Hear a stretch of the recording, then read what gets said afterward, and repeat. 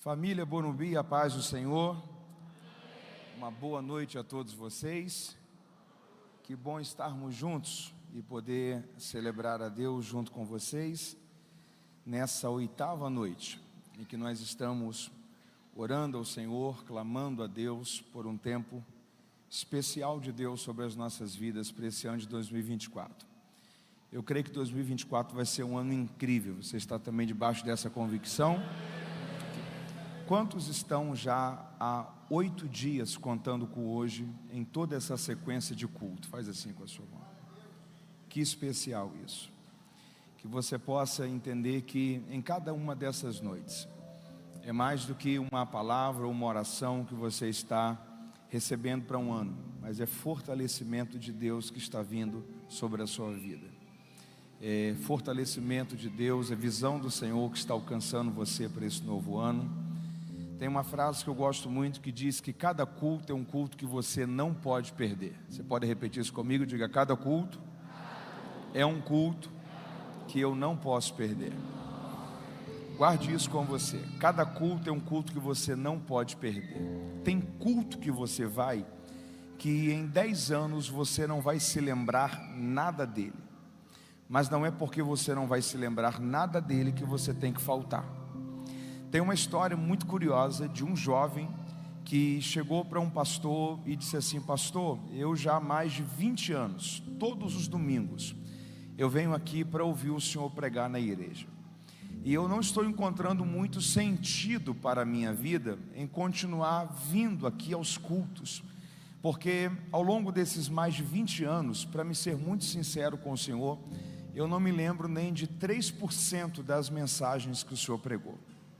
O pastor olhou para ele e disse: eu sou casado com a minha esposa já há mais de 30 anos. E para te ser muito sincero, eu não me lembro também nem de 3% das refeições que ela preparou para mim ao longo desses 30 anos. Mas se eu cheguei saudável aqui, é porque aquela refeição, embora eu não me lembre o que eu comi naquele dia, fez toda a diferença para que eu tivesse chegado bem até aqui.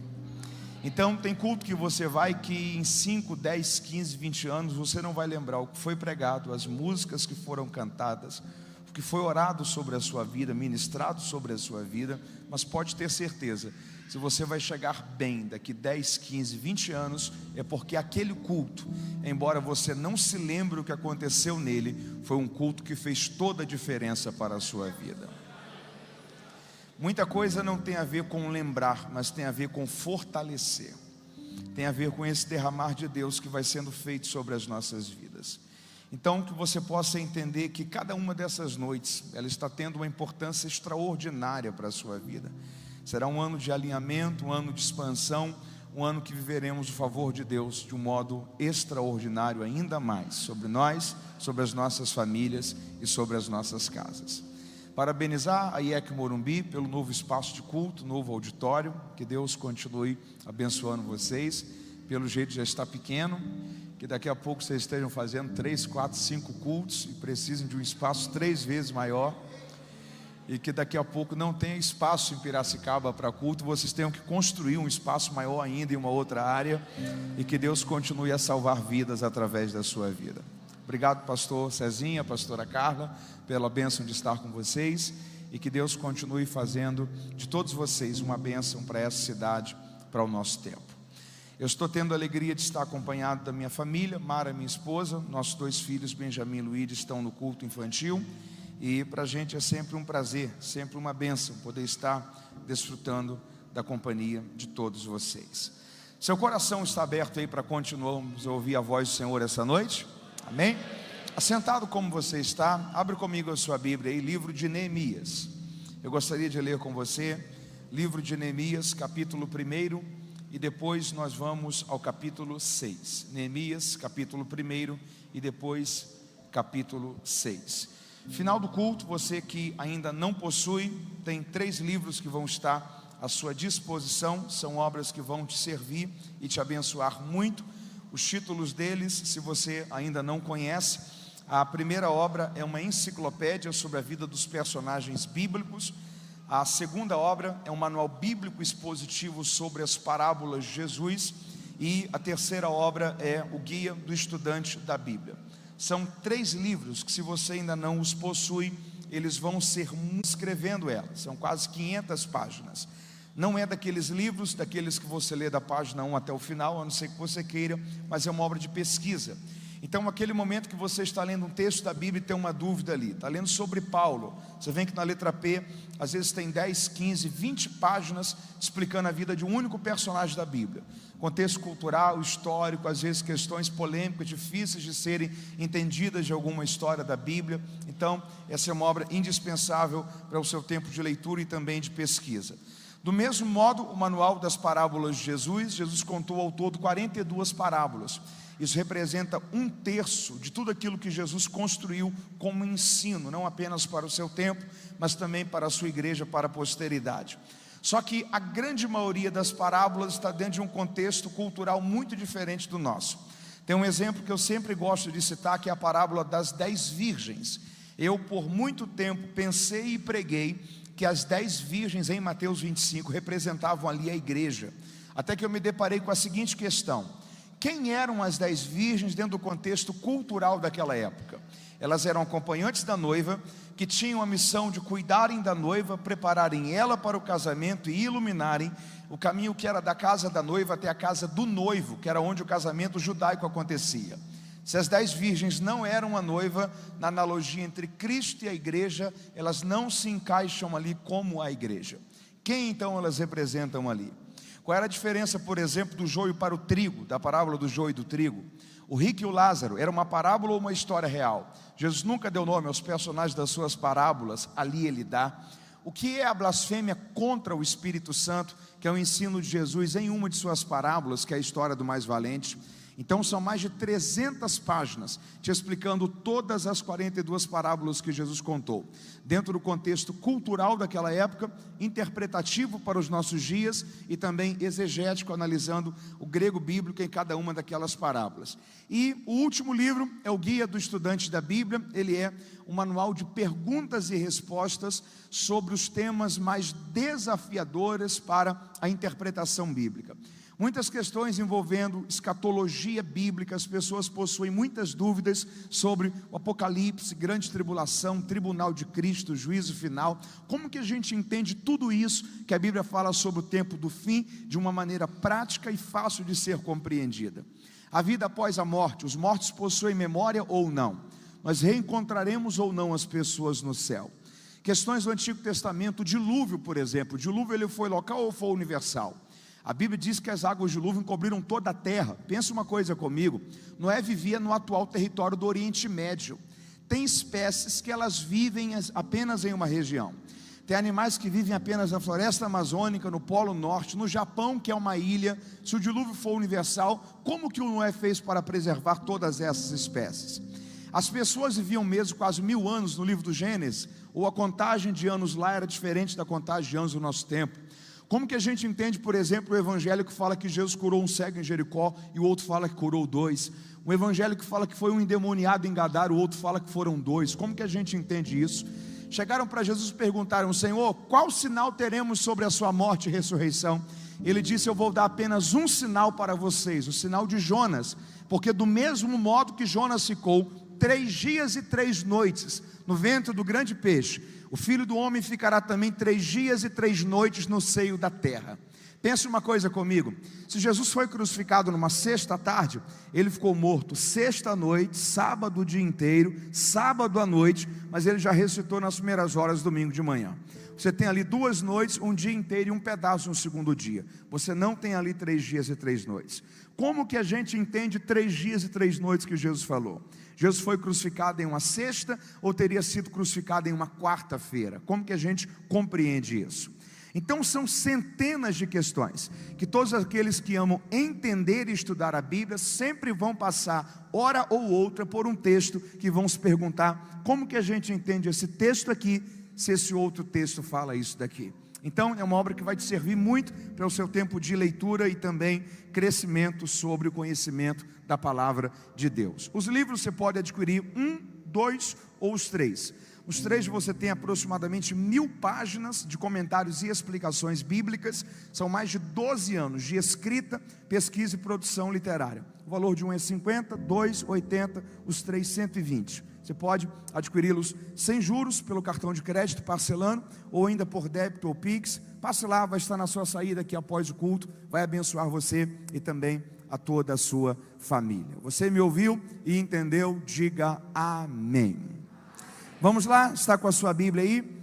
Neemias capítulo 1, eu gostaria de ler com você alguns versículos no capítulo 1, que está escrito assim a partir do verso 1. Palavras de Neemias, filho de Acalias.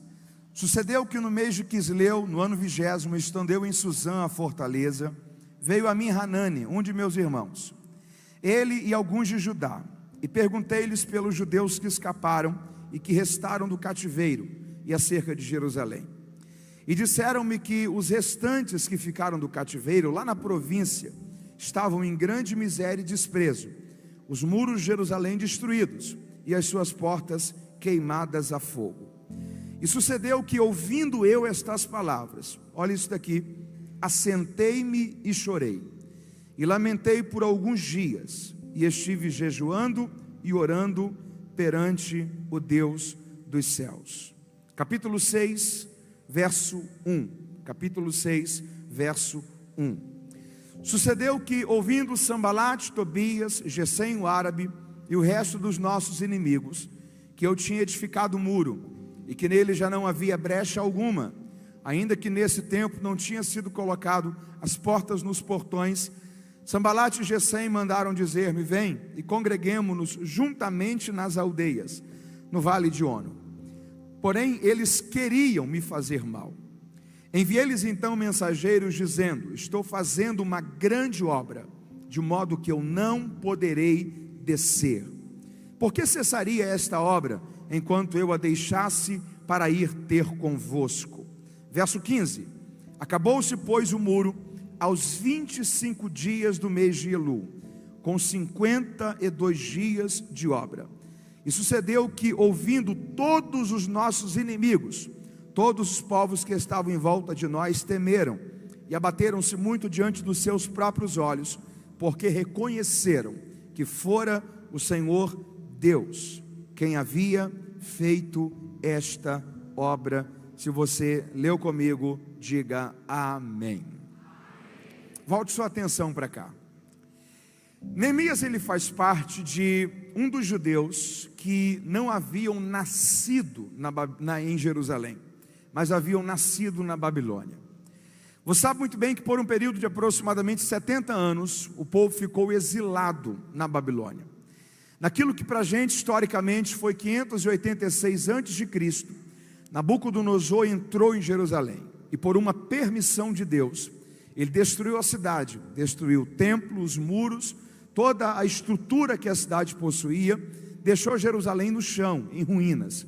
Deus permitindo que o seu povo fosse julgado por causa da desobediência e da falta de temor que gerações após gerações eles haviam vivenciado para com Deus. O povo ficou por 70 anos exilados, até que a Bíblia diz que nos dias do rei Ciro Persa, Deus permitiu que o povo retornasse novamente para Jerusalém. Os primeiros grupos que voltaram para Jerusalém, grupos liderados, por exemplo, por homens como Zorobabel, eram grupos que eles tinham até boas intenções, mas eles não tinham preparação, eles não tinham recursos financeiros, eles não possuíam, humanamente falando, nada que conseguiria trazer a Jerusalém a realidade que um dia ela havia vivido. Jerusalém, depois de alguns anos que os judeus já estavam começando a reabitar a cidade, permanecia destruída, em ruínas, cidade no chão, muros no chão, portas queimadas, do mesmo jeito que há quase um século antes, Nabucodonosor havia deixado. Alguns judeus então estavam começando a retornar para a Babilônia. Um desses que voltou, Neemias encontrou-se com ele, o nome dele era Hanani. E Neemias perguntou para ele: como está Jerusalém? Guarde isso com você. O segredo da vida nem sempre está nas perguntas, mas às vezes está nas respostas. E o segredo na vida não está nas respostas que você dá, mas está nas respostas que você se torna. Tem respostas que você dá que não vai mudar em nada a realidade. Mas quando você entender que o segredo não está em você dar uma resposta, mas em você ser uma resposta, você vai perceber que tudo vai começar a mudar. A pergunta mais fácil Neemias fez: como está Jerusalém? Quem aqui já ouviu alguém perguntar uma vez para você se você estava bem? Faz assim com a sua mão. Já aconteceu isso com você? Você já perguntou para alguém se uma outra pessoa estava bem? Isso faz parte da rotina da vida. Toda hora você encontra alguém e diz: como é que você está? Como é que está a sua família? Toda hora alguém pergunta para você: você está bem? Sabe qual era a resposta mais fácil para Neemias ter dado para Hanani?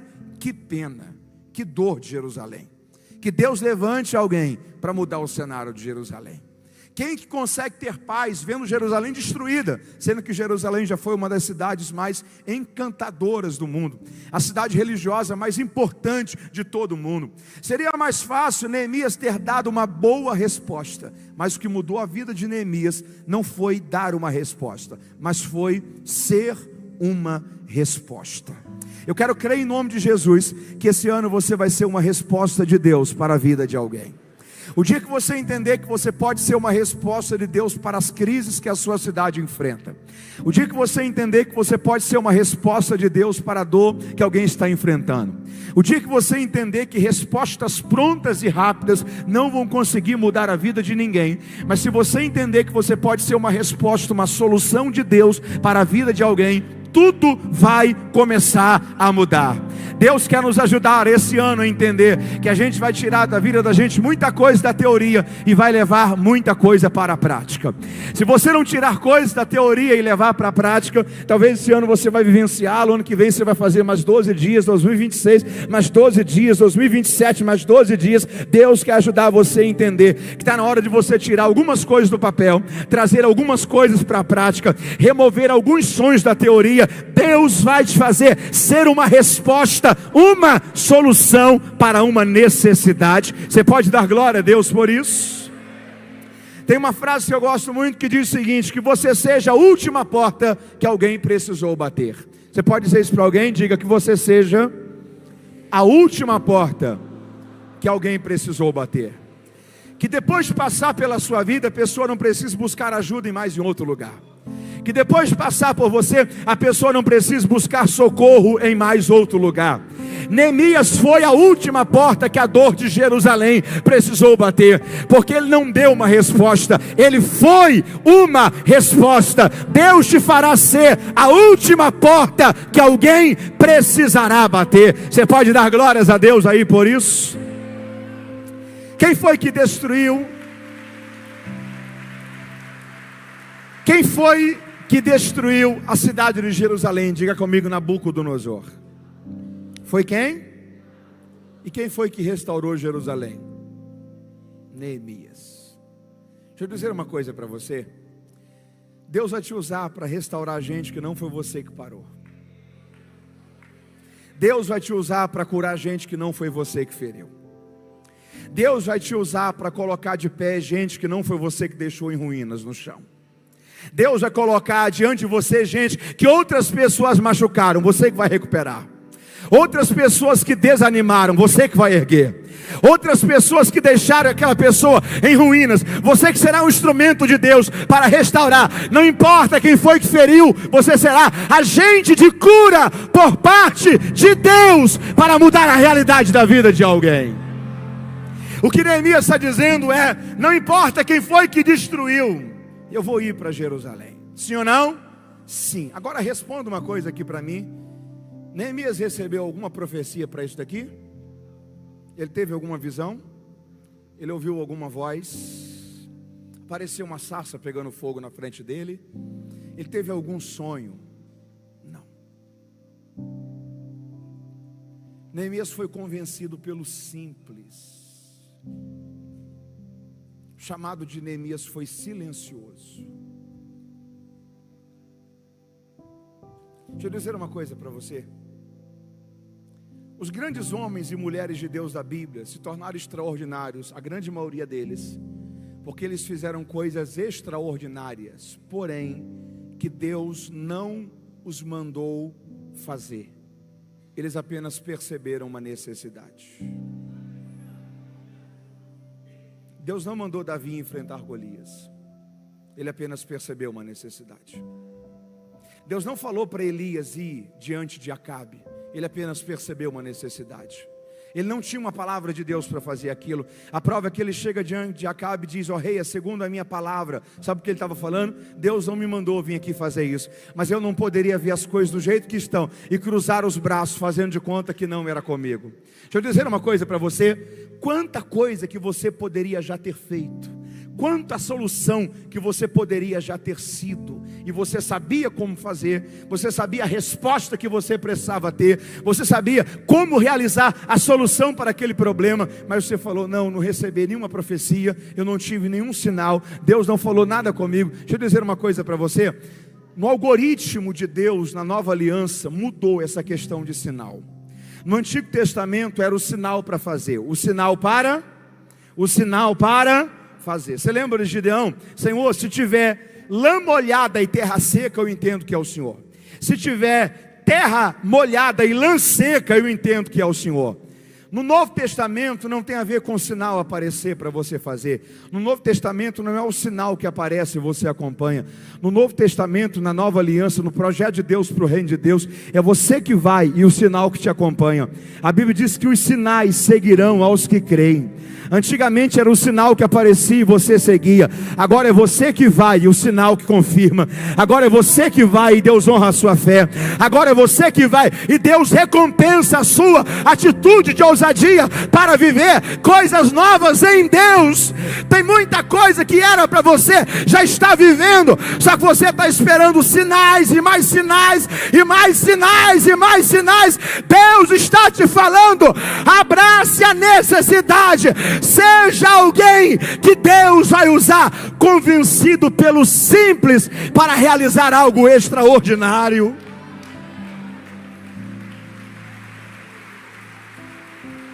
Deus não mandou Neemias ir reconstruir os muros. Tudo que Deus fez foi apresentar uma necessidade. Você pode repetir comigo? Diga: apresentar uma necessidade. Coloque a mão no seu coração e diga assim: Senhor, me dê sensibilidade para fazer alguma coisa, ao ponto que o Senhor for me apresentando algumas necessidades nesse ano. Mas o que foi que aconteceu? Por que você fez? Você teve algum sonho? Não. Mas como assim? Eu vi que tinha que ser feito e eu sabia como fazer, eu fiz. Eu vi que uma necessidade se apresentou, mas você já tinha experiência nisso? Não. Mas eu tive um coração voluntário. Repita comigo: poder do voluntariado. Qual era a profissão de Neemias? Diga comigo: mordomo. Neemias era mordomo, era copeiro. Neemias trabalhava com servir vinho, com servir ao rei. Neemias trabalhava com mordomia dentro do palácio. Neemias nunca tinha levantado nenhuma parede. Como é que alguém que nunca levantou nenhuma parede vai conseguir restaurar os muros de uma cidade? Sabe o que era mais fácil para Neemias ter dado para Deus? Uma desculpa. Deixa eu dizer uma coisa para você: até quando você vai dar desculpas porque você diz eu nunca fiz? Até quando você vai dar desculpas porque você diz tem gente mais preparada do que eu?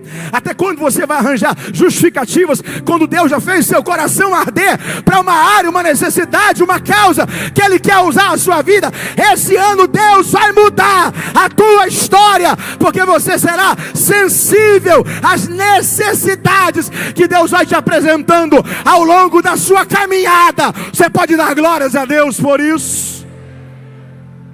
Neemias é um homem que está sensível, ele está conectado com as necessidades. Ele não tem nenhuma manifestação sobrenatural, transcendente, mas não precisa, porque quando ele ouve a notícia, a Bíblia diz que ele se assentou e chorou. Você pode repetir isso comigo? Diga: se assentou e chorou. E não é que pela manhã ele ficou triste e à noite ele já estava bem, não.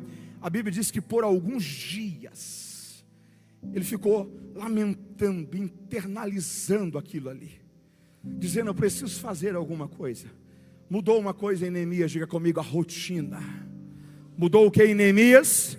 Deixa eu dizer uma coisa para você: o homem que está perto de mudar a rotina de uma cidade Primeiro foi preciso ser capaz de mudar a sua própria rotina, porque ninguém conseguirá mudar a rotina de uma cidade se primeiro não mudar a sua própria rotina. As verdades que não te transformarem primeiro não vão conseguir transformar a vida de mais ninguém a partir de você. As convicções que não gerarem primeiro mudança na sua vida não vão conseguir gerar mudança em mais ninguém. Toda mudança vai começar primeiro em você. Deus fará você ser um agente de transformação primeiro para a sua própria vida. Vai começar em você e vai tocar a vida de muita gente. Você pode dar glórias a Deus por isso? Neemias ele parece que o palácio perde sentido, parece que o coração dele já está em Jerusalém e ele se levanta. Não era qualquer viagem, era uma viagem de 1.600 quilômetros, cortando desertos, passando por lugares ermos. Neemias tinha alguma garantia futura sobre Jerusalém, sim ou não? Não. Posso falar uma coisa para você? Você não precisa ter todas as respostas que você queria sobre o seu futuro, você só precisa confiar em quem está conduzindo você até lá. Você não precisa ter todas as respostas. Tem horas que você vai colocar o pé confiando que Deus vai colocar o chão. Mas deixa eu dizer uma coisa para você: Deus não vai falhar com você. Deus não vai falhar com você. Deus vai te recompensar pela sua fidelidade. Você pode dar glórias a Deus por isso? Neemias está convicto. Ele recebeu um batismo de convicção, de propósito. Ele sabe que Deus conta com ele para fazer aquilo. Ele chega em Jerusalém, diga glória a Deus por isso. Ele encontra uma Jerusalém em ruínas, uma Jerusalém em ruínas. Pessoas desmotivadas. Antes de entender o que tem que ser feito, o capítulo 2 dá uma receita para a gente extraordinária. Neemias diz o seguinte no capítulo 2: cheguei a Jerusalém e estive ali 3 dias, e de noite, olha isso daqui, de noite me levantei, eu e pouca gente comigo, eu e poucos homens comigo, e não declarei a ninguém o que o meu Deus me pôs no coração para fazer em Jerusalém. Diga comigo: Neemias soube caminhar em silêncio no tempo da preparação.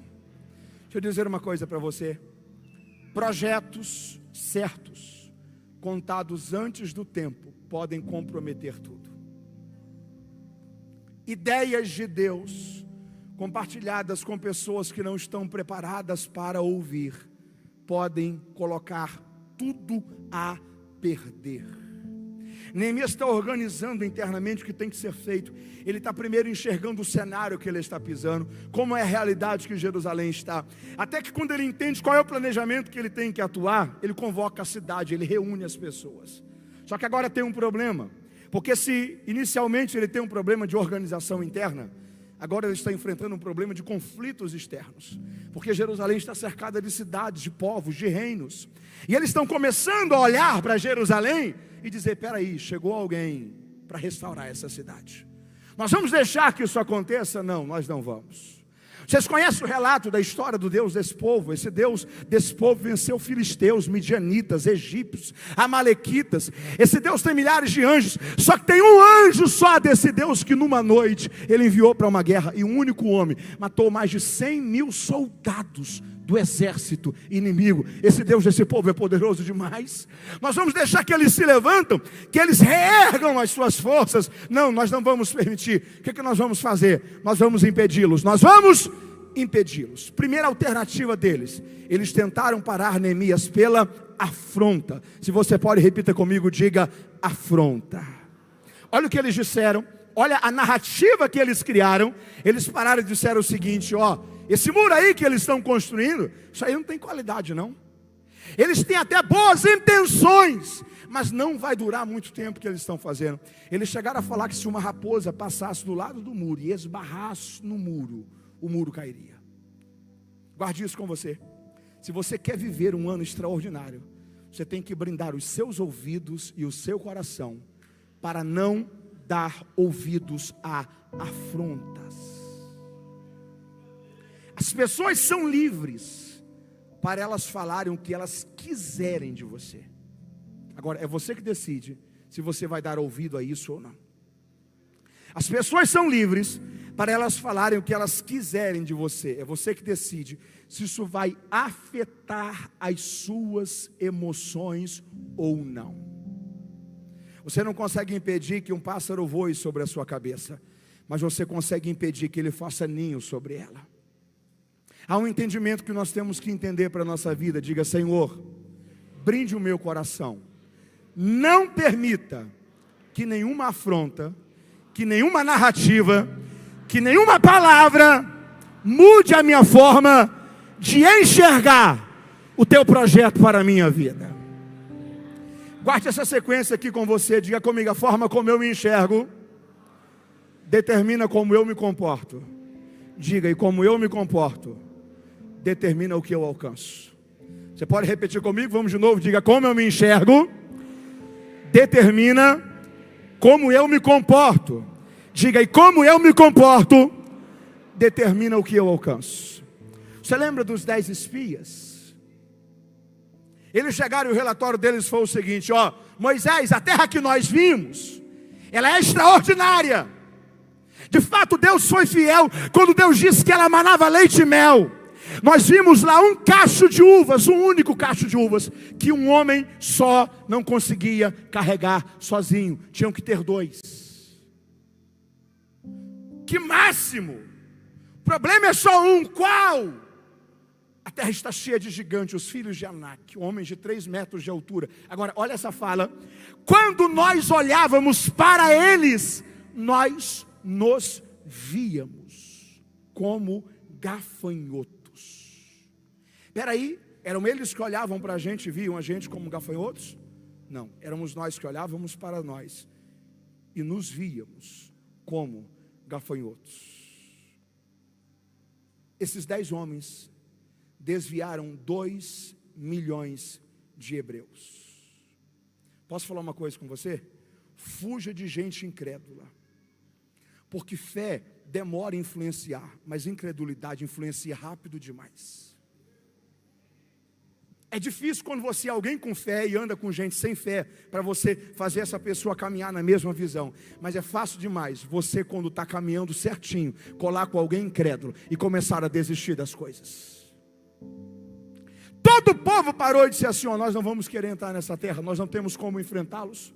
Nós éramos escravos, se nós somos como gafanhotos diante deles, não tem chance alguma para a gente. Aquilo começou a pulverizar no meio do povo. De repente, Deus olhou para o povo e falou assim: Moisés, mudança de plano. Como assim, Senhor? Para essa geração eu não vou entregar Canaã, eu vou sustentar a Josué e Calebe com vida e saúde. Eles vão conquistar daqui a algum tempo. Só que toda essa geração vai morrer em pleno deserto. Deus estava revelando um princípio pessoal sobre ele. Guarde isso: Deus nunca confiará coisas grandes nas mãos de quem tem uma visão pequena.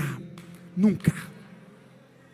Porque a forma como você se vê determina como você se comporta, e a forma como você se comporta determina aquilo que você alcança. Deus vai fazer coisas extraordinárias na sua vida, mas você precisa entender que não são as afrontas, não são as possibilidades, não são as narrativas que vão interferir o teu posicionamento em Deus. Deus vai te dar graça, nenhuma afronta vai parar você.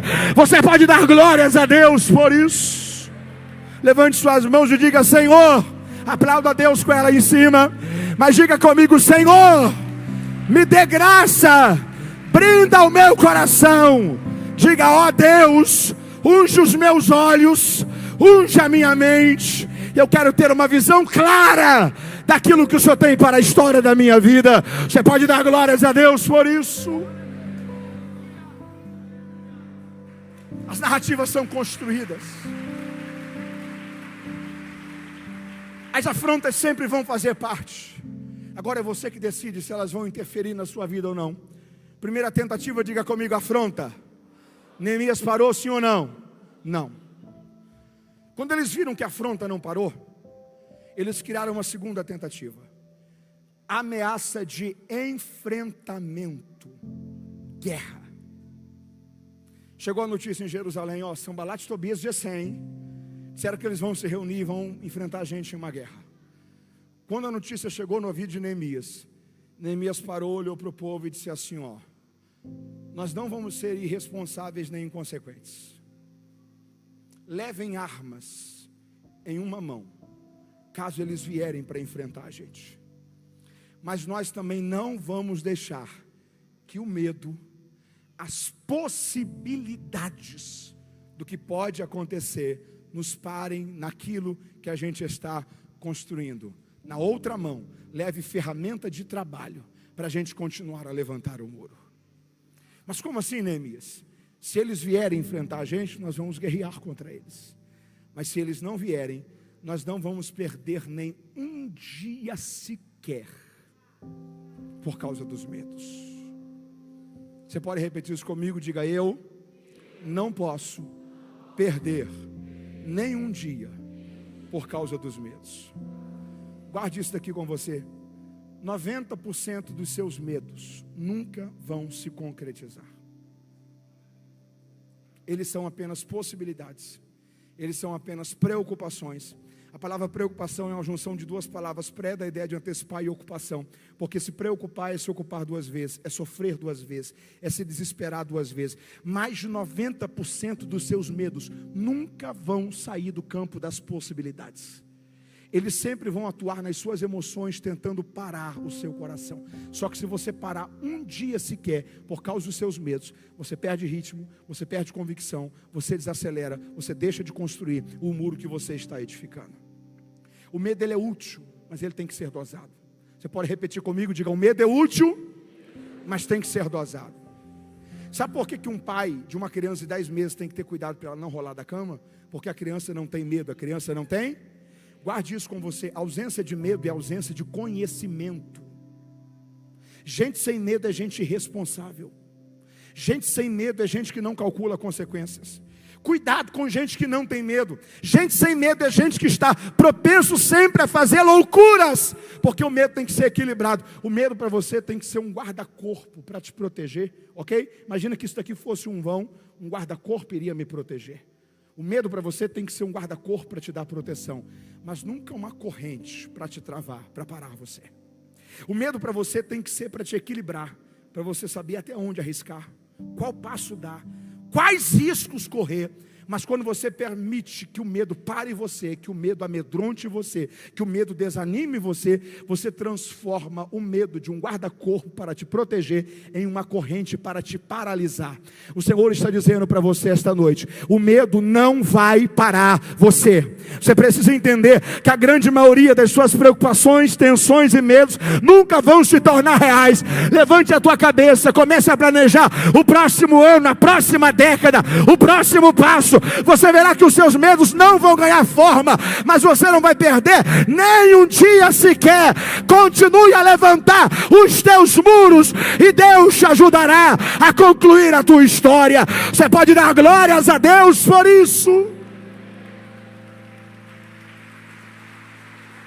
Você não pode deixar que os medos parem você. Neemias parou, sim ou não? Não. Os inimigos vieram? Não, mas ele não perdeu nem um dia sequer. Porque ele entendeu que eu não tenho que ser irresponsável, como se nada tivesse acontecendo. Mas eu não posso deixar que os medos me parem. Eu vou continuar a levantar os meus muros. Primeira tentativa foi qual? Diga comigo: afronta. Segunda foi qual? Ameaça, medo. Neemias parou, sim ou não? Quando Sanbalat e Tobias olharam e disseram, eles não param por causa de afronta, eles não param por causa de medo, nós vamos ter que nos reinventar. Último ponto. Mas o que nós vamos fazer? Já que o medo e a afronta não pararam, vamos tentar distrair Neemias. Mas como assim? Vamos fazer um convite para ele, escrever uma carta.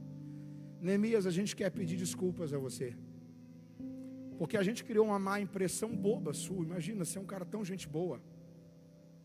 A gente quer que você venha para cá, para você se reunir com a gente, para a gente congregar junto no Vale de Ono, para a gente se assentar junto, para a gente trocar uma ideia, para a gente resolver esse mal entendido que existiu entre a gente. Deixa eu falar uma coisa para você: cuidado, porque tem gente que não para por causa das afrontas, tem gente que não para por causa do medo, mas tem gente que se distrai fácil com coisa que não tem nada a ver com o plano de Deus para a vida dele.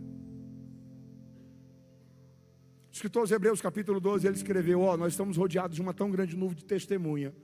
Cuidado com os embaraços dessa vida e com o pecado que tão de perto nos rodeia. Sabe o que ele estava dizendo? Cuidado com embaraços e pecados. Como assim? Tem coisa que até não é pecado, mas te embaraça. Tem coisa que até não é pecado, mas te distrai. Tem coisa que até não é pecado, mas desvia o teu coração. Tem coisa que até não é pecado, mas faz você abandonar propósito.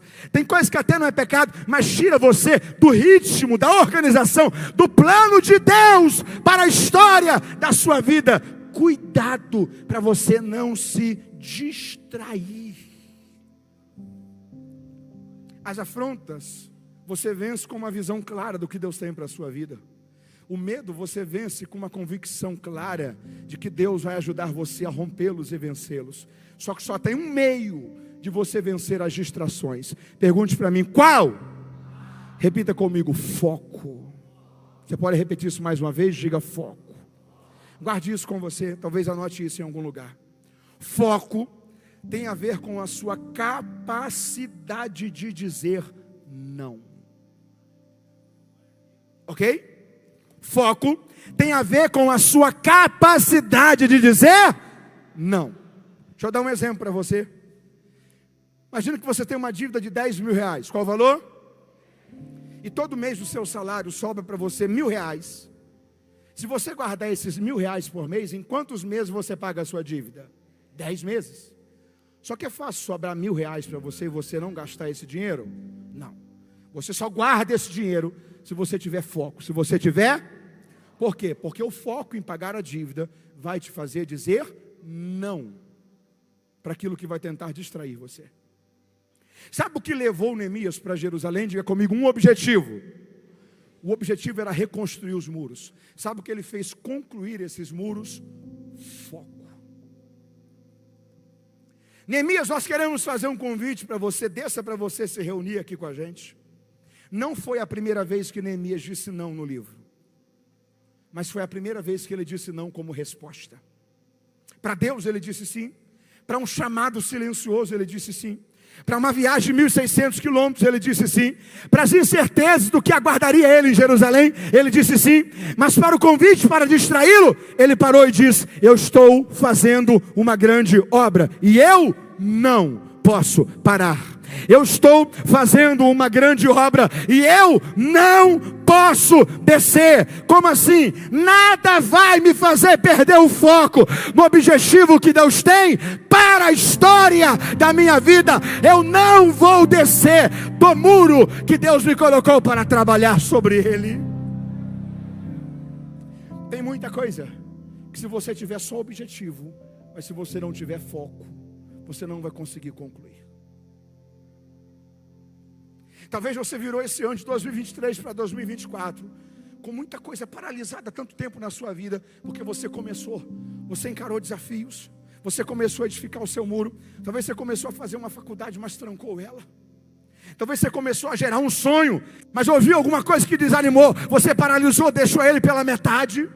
Talvez você começou a edificar um muro, seja em que área for da sua vida, mas alguma coisa veio e de repente você percebeu, você já tinha se distraído, perdido o propósito, dividido o coração, e você não conseguiu mais voltar à mesma esperança, ânimo e coragem que você teve um dia. Deus está te falando: volte para o seu objetivo, redobre o foco, diga não para aquilo que está querendo parar você. Deus vai te dar graça, tua história vai continuar, os teus muros serão concluídos. Você pode dar glórias a Deus por isso. Capacidade de dizer não, ajuste de foco. Você sabia que tem gente que só anda com você porque você diz sim?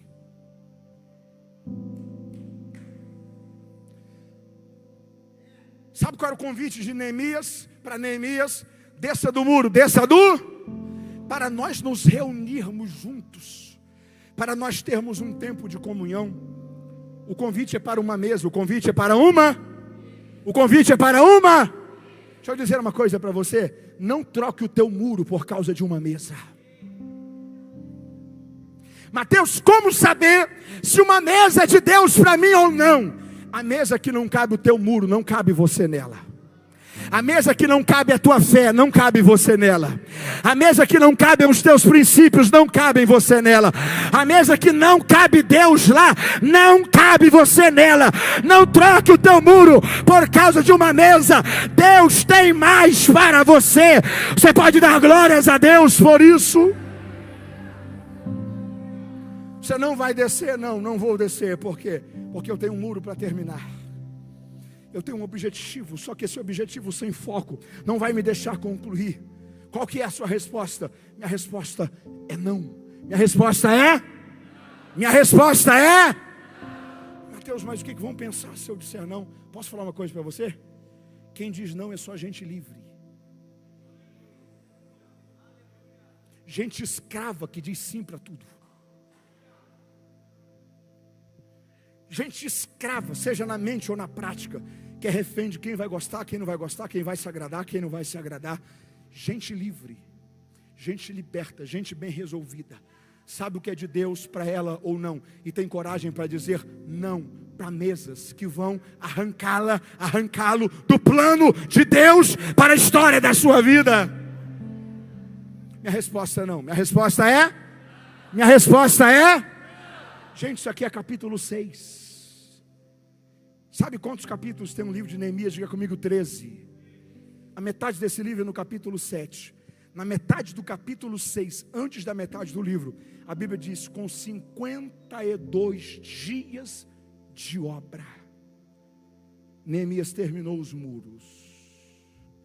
Só que o texto não termina aqui. O texto diz, e nunca mais. Você pode repetir isso comigo? Diga, nunca mais os inimigos voltaram. Deixa eu dizer uma coisa aqui para você. Eu sei que talvez você está vivendo os dias mais angustiantes. Vou falar uma coisa para você. Os inimigos, eles têm um limite, que até ali eles mais.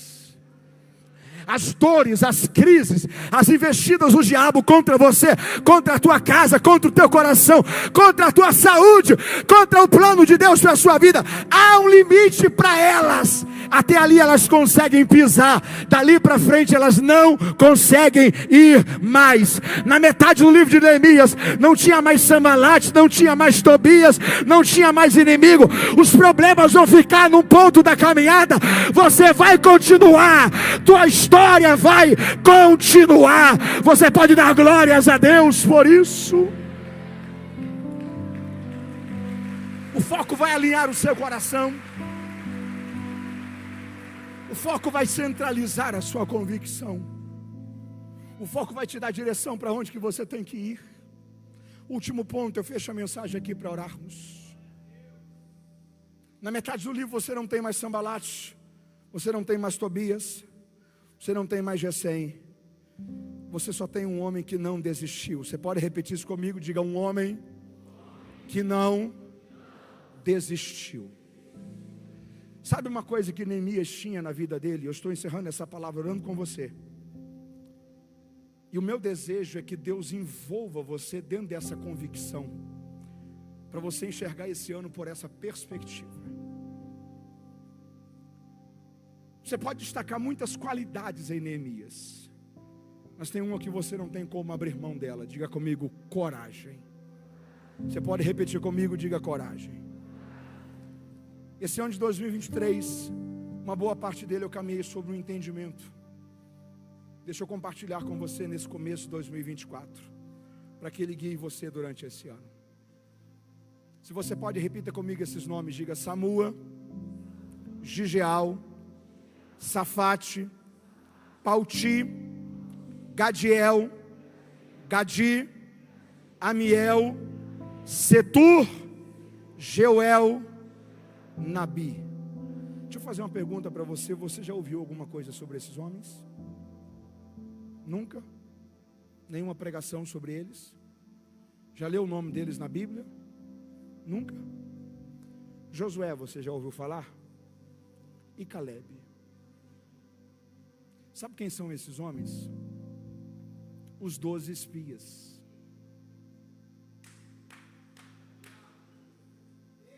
Sabe por que a gente não ouve falar nada sobre os 10 primeiros? Guarde uma coisa com você. covardes nunca serão lembrados. Nunca. Você precisa entender que você está no limite da sua vida. Que ou você entende que Deus vai mover você, ou você vai acabar fazendo no seu futuro só uma repetição do seu presente. Tem uma fase da vida que você pode deixar para amanhã. Tem uma fase que você percebe que, porque passou um tempo, você tem menos amanhãs.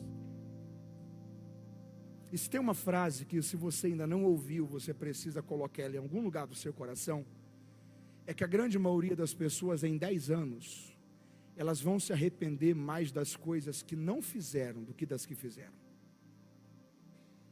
Elas vão se arrependerem do abraço que não foram dar, do almoço que não foram participar,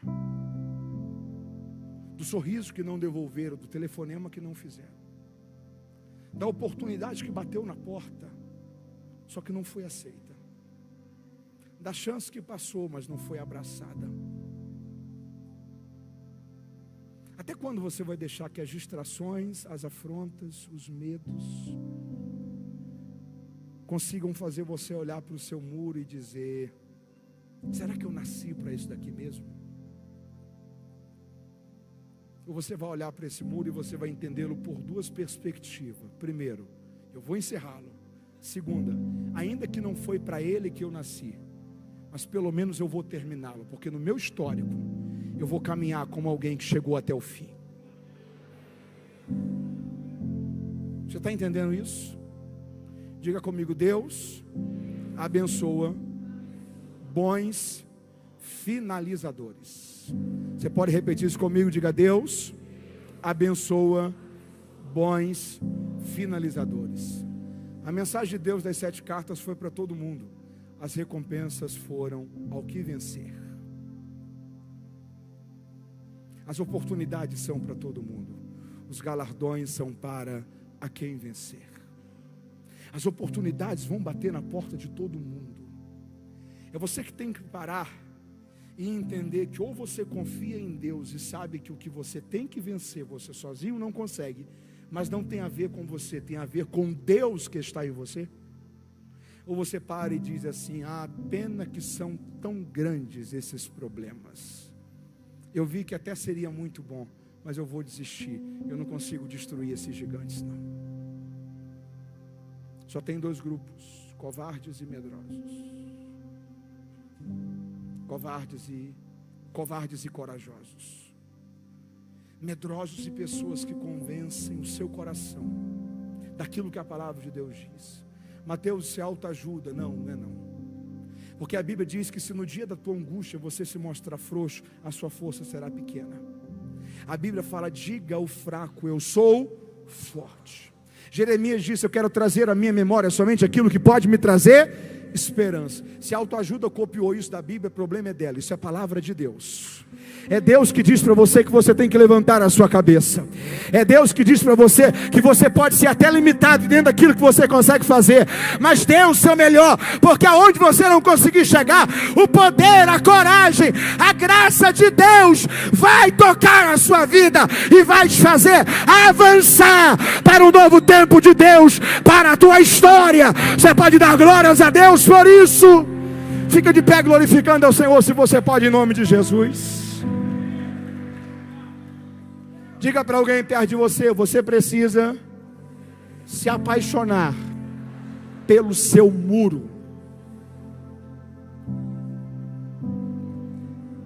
Você precisa olhar para os muros da sua vida, que talvez estão pela metade, e dizer: eu vou terminar esse muro.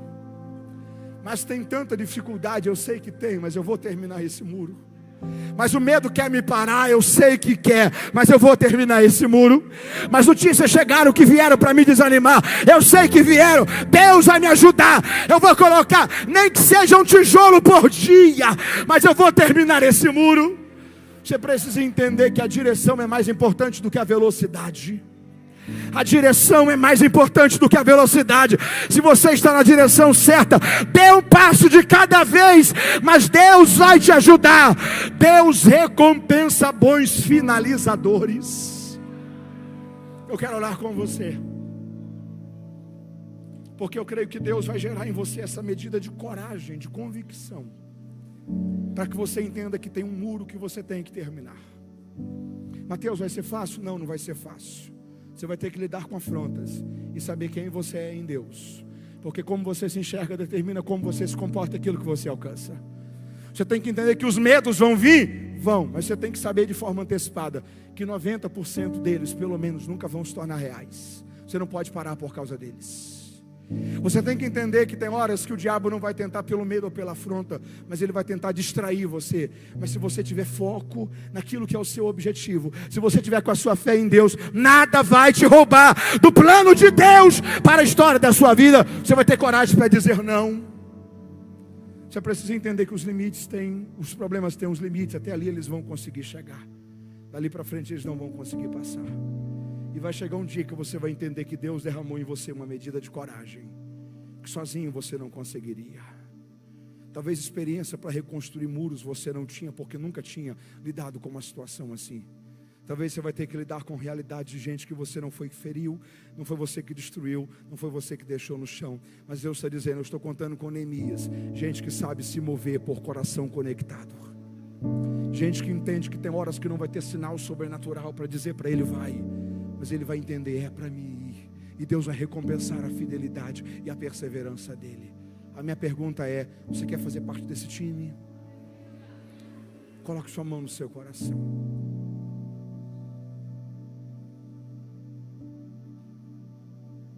Nós estamos na oração pelo mês de agosto.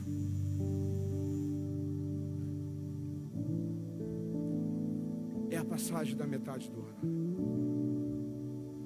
Nós não sabemos como será esse ano, mas a gente sabe de uma coisa: Deus já está indo na nossa frente, posicionando providência, livramento, graça, direção, sabedoria. Nós estamos orando por esse agosto, nós estamos orando por esse ano, nós estamos clamando a Deus sobre esse tempo.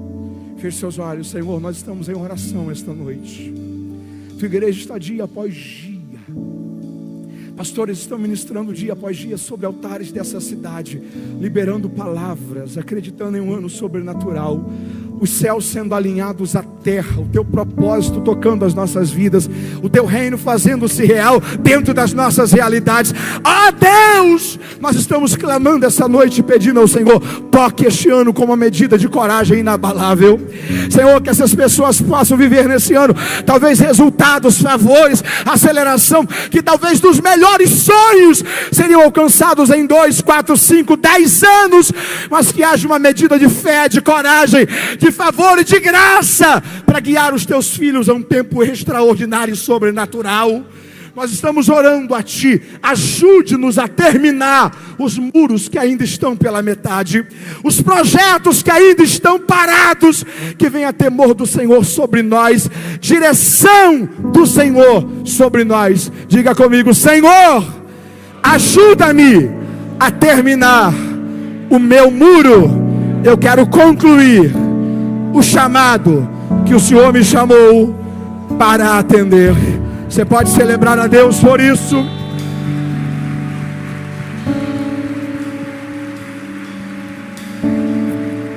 Quem está me ouvindo, diga amém. Antes de voltar a palavra ao pastor Cezinha, eu gostaria de fazer uma última oração. E essa oração é específica para você que talvez até está vindo em todos esses cultos, ou quem sabe está fazendo desse culto a primeira noite de celebração dessa sequência de dias. Mas você que ainda não entregou sua vida a Jesus, você que ainda não recebeu Jesus publicamente, definitivamente, em seu coração, como Senhor e Salvador. Essa não é mais uma noite. Essa é uma noite para você virar uma página da história da sua vida e começar a viver um novo tempo de Deus para você. Eu quero saber nesse momento, aonde está a primeira vida que está ou distante dos caminhos do Senhor, ou que ainda não entregou sua vida a Jesus, mas que deseja virar essa página e começar a viver hoje o início dos melhores anos da história da sua vida. Deus tem um novo tempo para você. Eu quero conhecer a primeira pessoa que quer fazer essa decisão. Dê um sinal com a sua mão. Se você pode, vem à frente. Eu quero orar com você nesse momento. Venha entregar sua vida a Jesus.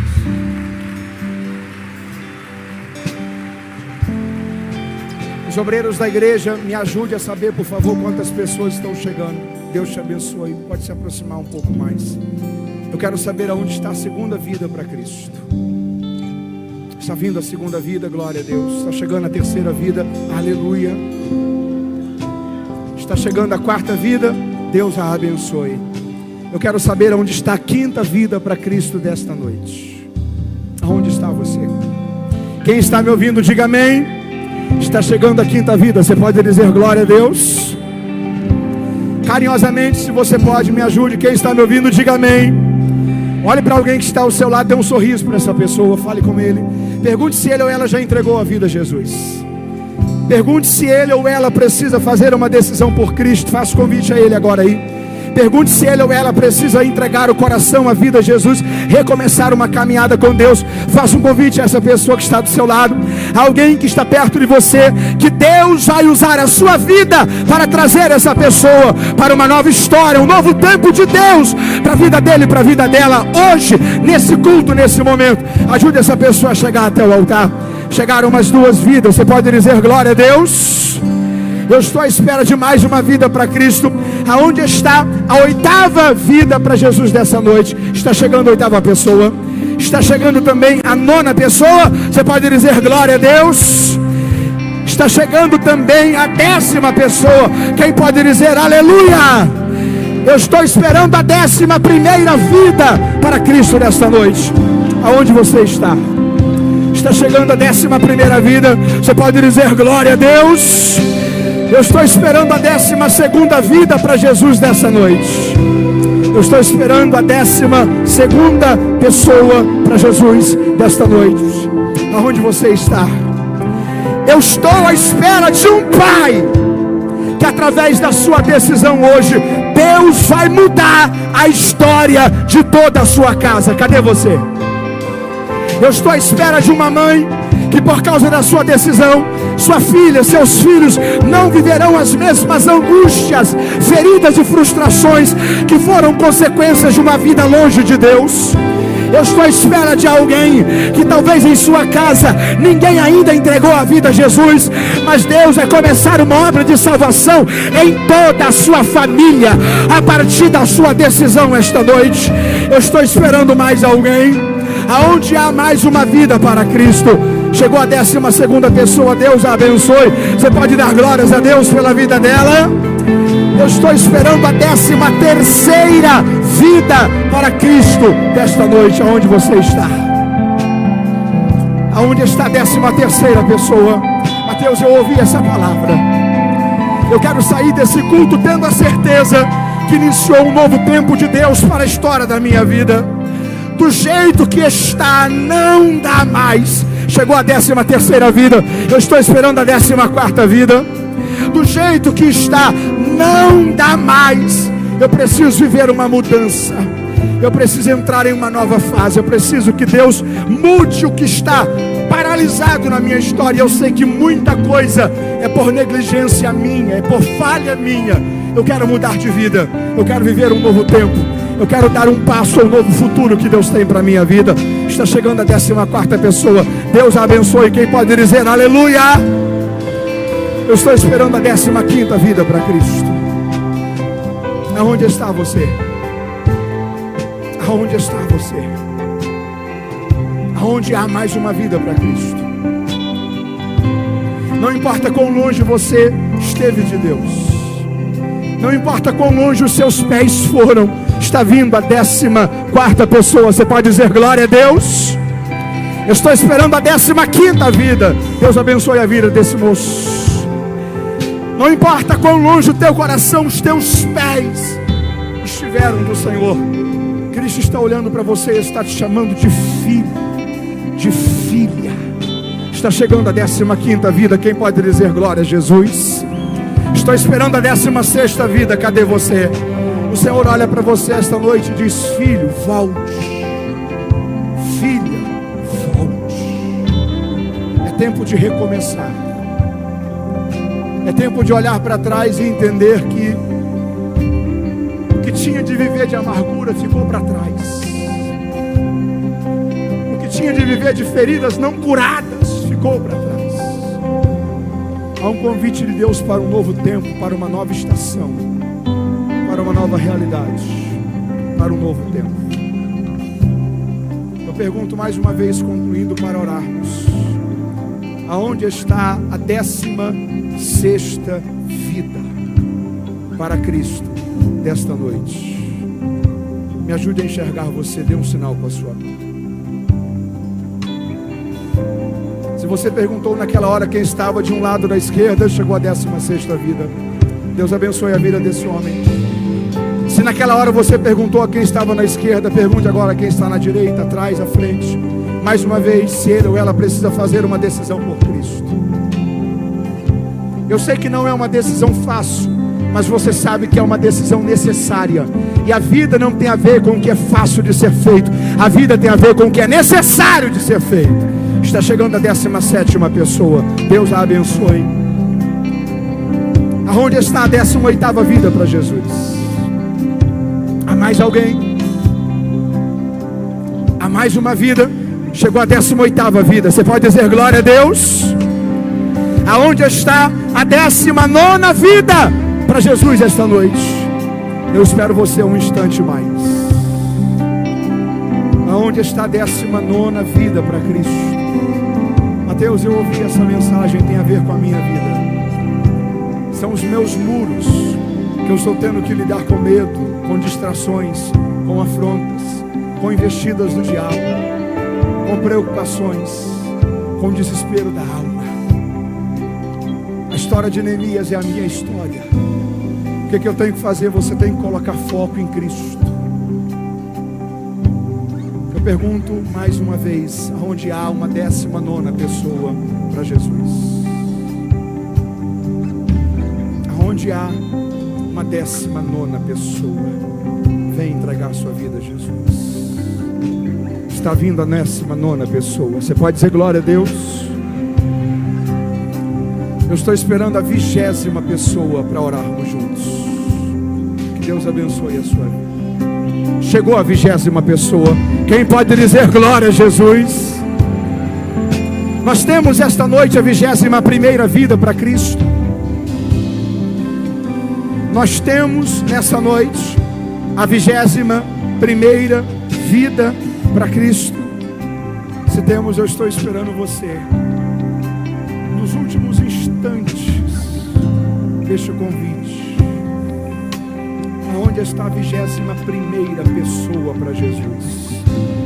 Está chegando a 21ª pessoa. Quem pode dizer glória a Deus? Temos ainda a 22ª vida para Cristo desta noite. Se temos, eu aguardo você esse último instante. Nesse último minuto, eu aguardo a 22ª vida para Jesus. 22ª vida para Jesus. Se há alguém perto de você que está vindo, me ajude a enxergar. Temos uma 22ª vida para Cristo. Eu gostaria de pedir ao pastor César que já se aproximasse para orar por esses 21 filhos espirituais que Deus está acrescentando à família Morumbi desta noite. Há mais alguém? Está vindo a 21ª, está chegando a 21ª. Você pode dizer glória a Deus? Temos a 22ª vida. Enquanto você vem, nós ainda esperamos você. Enquanto você vem, eu gostaria de pedir que toda a igreja estendesse as mãos para cá. Toda a igreja.